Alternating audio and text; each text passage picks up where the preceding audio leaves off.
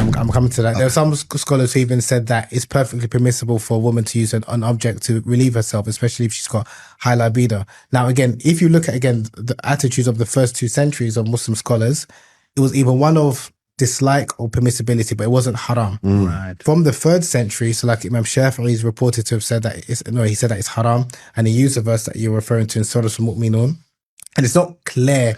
He's using that, is that the believers are those who guard their private parts except from their wives or their right hand possessed. Yeah. So he deduced from that if you are engaging in masturbation, you're not protecting your private parts. It should either be with your wife or you're restricted to those 2. Restricted to those 2. So that's why I said if you're doing it, it's like hand sex or you're having sex by yourself.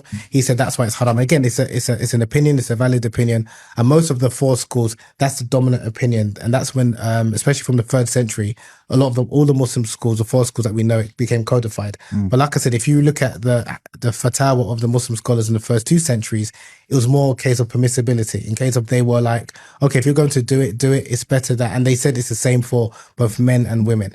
And there was a great scholar called Imam Ash-Shawkani who wrote a book in the 19th century. He wrote a book on the permissibility of masturbation. And he spoke about, there are a number of hadiths about masturbation which are fabricated. There's a hadith that says that someone who masturbates, they're going to waken on the day of judgment with like their hand being impregnated, or Allah will not speak to someone who masturbates. A lot of those hadiths are fabricated. Subscribe to Mindscape Podcast